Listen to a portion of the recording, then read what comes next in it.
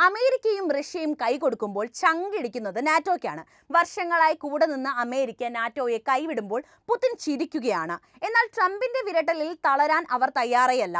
നാറ്റോയ്ക്ക് ബദലായി യൂറോപ്യൻ രാജ്യങ്ങളുടെ മാത്രം ഒരു സേനയെ ഉണ്ടാക്കാനാണ് അവരുടെ തീരുമാനം.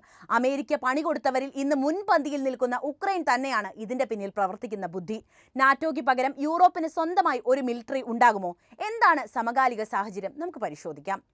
ഉക്രൈനും റഷ്യയ്ക്കുമിടയിലെ സ്ഥിതിഗതികൾ ശാന്തമാകാൻ ഉന്നതതല സംഘത്തെ മധ്യസ്ഥരായി നിയോഗിച്ച് യുഎസും റഷ്യയും മുന്നോട്ട് വന്നത് ഏറെ ചർച്ചകൾക്ക് തുടക്കം കുറിച്ചിട്ടുണ്ടായിരുന്നു. ഉഭയകക്ഷി ബന്ധത്തിലെ അസ്വസ്ഥതകളെ അഭിസംബോധന ചെയ്യാൻ ഇരു രാജ്യങ്ങളിലെയും പ്രതിനിധികൾ സമ്മതിച്ചതായി ചർച്ചയിൽ പങ്കെടുത്ത യുഎസ് വിദേശകാര്യ വക്താവ് ടാമി ബ്രൂസ് പ്രസ്താവനയിൽ അറിയിക്കുകയും ചെയ്തിരുന്നു. വർഷങ്ങളായി ശത്രുപക്ഷത്തു നിന്ന് മത്സരിച്ച രണ്ടു രാജ്യങ്ങൾ സഹകരണത്തിന്റെയും സൗഹൃദത്തിന്റെയും മാർഗത്തിലേക്ക് കടക്കുമ്പോൾ വലിയ സന്തോഷമാണ് അത് ആഗോള സമൂഹത്തിനും സമ്മാനിക്കുന്നത്.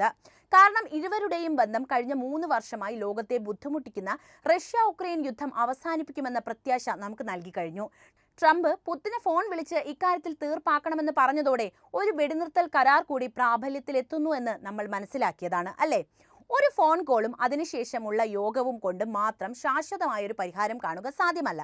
നടപടിയുമായി മുന്നോട്ട് പോകേണ്ടതുണ്ട്. ചർച്ചയിൽ കൂടി സുപ്രധാന ചുവടുവെപ്പ് നടത്തിയെന്ന് യുഎസ് സ്റ്റേറ്റ് ഡിപ്പാർട്ട്മെന്റ് അറിയിച്ചതായി BBC റിപ്പോർട്ട് ചെയ്യുന്നു. ഉക്രൈനെ ചർച്ചയിൽ നിന്ന് മാറ്റി നിർത്തിയതുമായി ബന്ധപ്പെട്ട വിഷയത്തിൽ ഇവിടെ ആരെയും മാറ്റി നിർത്തുന്നില്ല. ചർച്ചയിലൂടെ അമേരിക്കയ്ക്കും യൂറോപ്പിനും ഉക്രൈനും ലോകത്തിനും ഏറെ ഗുണകരമായ കാര്യങ്ങൾ ഉണ്ടായേക്കാമെന്ന് യുഎസ് വിദേശകാര്യ സെക്രട്ടറി മാർക്കോ റൂബിയോ പറയുന്നു.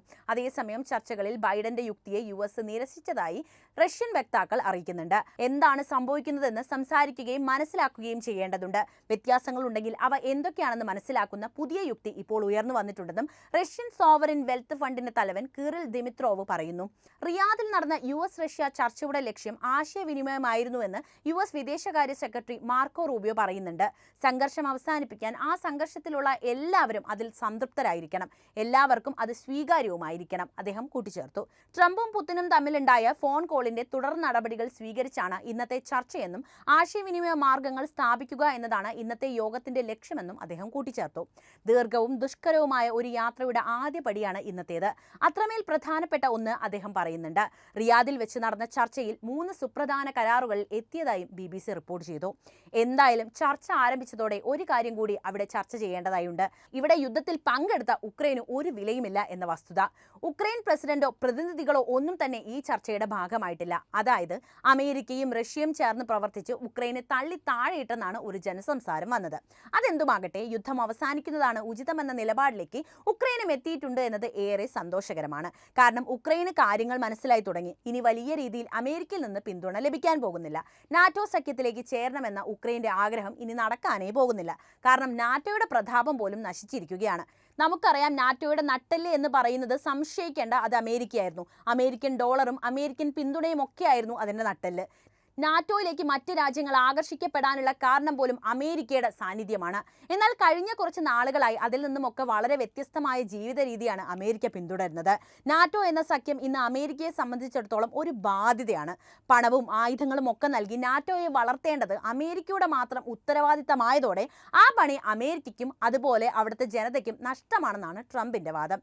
നാറ്റോയും റഷ്യയുമായി വർഷങ്ങളായി നല്ല ബന്ധത്തിലല്ല കഴിയുന്നത്. പാശ്ചാത്യ രാജ്യങ്ങളോടുള്ള റഷ്യയുടെ അടുപ്പമില്ലായ്മയുടെ കാരണം തന്നെ നാറ്റോയാണ്. റഷ്യയെ ലക്ഷ്യം വെച്ച് റഷ്യയുടെ അതിർത്തി പ്രദേശങ്ങളിലെല്ലാം തന്നെ സൈനിക വിന്യാസം നടത്താനും റഷ്യയുടെ അയൽ രാജ്യങ്ങളെ അടക്കം നാറ്റോ അംഗത്വം നൽകി പാശ്ചാത്യ ചേരിയിലേക്ക് അടുപ്പിക്കാനുമുള്ള ശ്രമങ്ങൾ കാര്യമായി നടന്നു വരികയായിരുന്നു. നാറ്റോയുടെ ഇത്തരം പ്രവൃത്തികളൊക്കെ തന്നെ റഷ്യയെ പ്രകോപിപ്പിച്ചുകൊണ്ടേയിരുന്നു. റഷ്യ ഉക്രൈൻ യുദ്ധത്തിന് പോലും ഒരു തരത്തിൽ കാരണഭൂതൻ നാറ്റോ സഖ്യരാജ്യങ്ങളാണ്. എന്തായാലും കാര്യങ്ങളൊക്കെ മാറി മറിഞ്ഞതോടെ പാശ്ചാത്യ ശക്തികൾ, പ്രത്യേകിച്ച് യൂറോപ്യൻ രാജ്യങ്ങൾ പെട്ട അവസ്ഥയിലാണ്. ഈ അവസരത്തിലാണ് ഉക്രൈൻ പ്രസിഡന്റായ സെലൻസ്കി യൂറോപ്യൻ രാജ്യങ്ങൾക്ക് മാത്രമായി ഒരു മിലിറ്ററി എന്ന തൻ്റെ ആശയവുമായി മുന്നോട്ട് വരുന്നത്. സെലൻസ്കിയുടെ ആവശ്യം വളരെ ന്യായമാണ് എന്ന് നമുക്ക് ഇപ്പോഴത്തെ സാഹചര്യങ്ങൾ വിലയിരുത്തുമ്പോൾ മനസ്സിലാകും. കാരണം അമേരിക്ക ഇപ്പോഴില്ല. നാറ്റോയിൽ അംഗരാജ്യമാകണമെന്ന് ആഗ്രഹിച്ചുവെങ്കിലും അത് നടന്നതുമില്ല. ആഗ്രഹം കൊണ്ട് വലിയ യുദ്ധവും ഉണ്ടായി. എന്നാൽ യൂറോപ്പിലെ മറ്റു പല രാജ്യങ്ങൾക്കും സെലൻസ്കിയുടെ ഈ നിർദ്ദേശം അത്ര ഇഷ്ടമായിട്ടില്ല എന്നതാണ് സത്യം. റഷ്യയോട് പൊരുതാൻ വേണ്ടി യൂറോപ്പിന് ഒരു മിലിറ്ററിയുടെ ആവശ്യമില്ല എന്നാണ് പോളണ്ട് അടക്കമുള്ള രാജ്യങ്ങൾ പറയുന്നത്. നമുക്കറിയാം, ഉക്രൈന് റഷ്യയോട് വ്യക്തമായ വൈരാഗ്യമുണ്ട്. അത് സ്വാഭാവികവുമാണ്. നാറ്റോയിൽ ഉക്രൈൻ അംഗത്വം എടുക്കുന്നു എന്ന ഘട്ടത്തിലാണ് വേണ്ടിയാണ് റഷ്യ അധിനിവേശം നടത്തുന്നത് പോലും. ആ അധിനിവേശമാണ് കഴിഞ്ഞ 3 വർഷമായി ആഗോള രാഷ്ട്രീയത്തെ സ്തംഭിപ്പിക്കുന്ന തലത്തിലുള്ള മഹായുദ്ധമായിട്ട് പരിണമിച്ചത്. എന്തായാലും പോളണ്ട് അടക്കം പല രാജ്യങ്ങളും ഈ ആശയത്തോട് അത്ര പോസിറ്റീവായിട്ടല്ല പ്രതികരിക്കുന്നത് എന്നോർക്കണം. അതായത് അമേരിക്കയുടെ അഭാവം നാറ്റോയിൽ വലിയ ആശങ്ക ഉണ്ടാക്കിയിരിക്കുന്നു എന്നതാണ് ചുരുക്കം. അമേരിക്ക ഇല്ലാതെ നാറ്റോയുടെ അതിജീവനം എങ്ങനെയായിരിക്കുമെന്ന സംശയം ഇവിടെ ഉയർന്നു വന്നേക്കാം. നാറ്റോയിലെ പ്രബലമായ സൈനിക തന്ത്രപ്രധാന നേതാവാണ് US. നൂതന സാങ്കേതിക വിദ്യ, പരിശീലനം, നേതൃത്വം എന്നിവ നൽകിക്കൊണ്ട് സഖ്യത്തിന്റെ സൈനിക കഴിവുകൾക്ക് ഇത് ഗണ്യമായ സംഭാവനയാണ് നൽകുന്നത്. US ഇല്ലാതെ നാറ്റോയ്ക്ക് അതിന്റെ കേന്ദ്ര ഏകോപന ശക്തി നഷ്ടപ്പെടാനുള്ള സാധ്യതയുണ്ട്. ഇത് സഖ്യത്തിന് നിർണായക നടപടിയെടുക്കുന്നതിനോ പ്രധാന സുരക്ഷാ പ്രശ്നങ്ങളിൽ ഐക്യം നിലനിർത്തുന്നതിനോ ബുദ്ധിമുട്ടുണ്ടാക്കുന്ന കാര്യവുമാണ്. നൂതനമായ ആയുധങ്ങൾ, സൈനികർ, ലോജിസ്റ്റിക്കൽ പിന്തുണ എന്നിവ ഉപയോഗിച്ച് നാറ്റോയുടെ സൈനിക ശക്തിയുടെ അനുപാതമില്ലാത്ത തുക US ആണ് സംഭാവന ചെയ്യുന്നത്. നാറ്റോയുടെ മൊത്തത്തിലുള്ള പ്രതിരോധ തന്ത്രത്തിന് നിർണായകമായ ആണവ പ്രതിരോധവും വ്യോമ മേധാവിത്വവും ഇതിൽ ഉൾപ്പെടുന്നവയാണ്. US പിൻവാങ്ങുകയാണെങ്കിൽ ഈ വിടവ് നികത്താൻ നാറ്റോയ്ക്ക് ബദൽ മാർഗങ്ങൾ കണ്ടെത്തേണ്ടതായി വരും. ഇത് അതിന്റെ കൂട്ടായ പ്രതിരോധ ശേഷി ദുർബലമാക്കാൻ ഇടയാക്കുകയും ചെയ്യും. മാത്രവുമല്ല, US നേതൃത്വത്തിന് കീഴിലുള്ള നാറ്റോ ആഗോള സുരക്ഷയിൽ ഒരു പ്രധാന പങ്കാണ് വഹിക്കുന്നത്.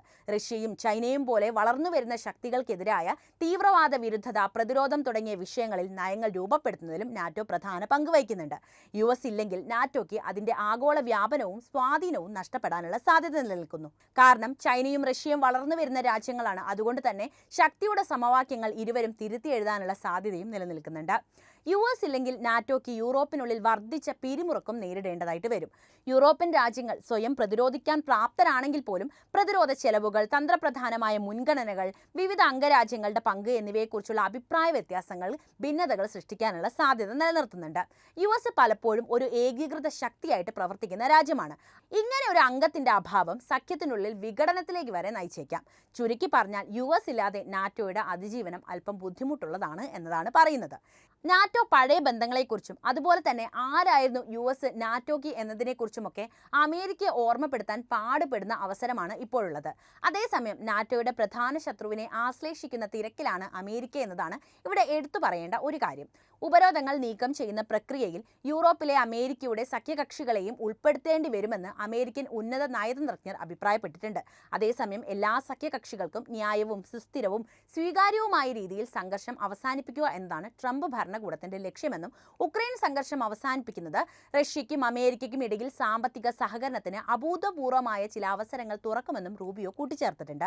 ഉക്രൈൻ സംഘർഷത്തിന് എത്രയും പെട്ടെന്ന് അവസാനമായാൽ ലോകത്തിന് നല്ലതായിരിക്കുമെന്നും ദീർഘകാലാടിസ്ഥാനത്തിൽ റഷ്യ അമേരിക്ക ബന്ധം മെച്ചപ്പെടുത്തുമെന്നും പൊതു താൽപ്പര്യമുള്ള വിഷയങ്ങളിലും സാമ്പത്തികപരവുമായും റഷ്യക്കാരുമായി ഭൗമരാഷ്ട്രീയവുമായി പങ്കാളിയാകാൻ മികച്ച അവസരങ്ങൾ ഉണ്ടാകുമെന്നും റൂബിയോ ചൂണ്ടിക്കാണിക്കുന്നുണ്ട്.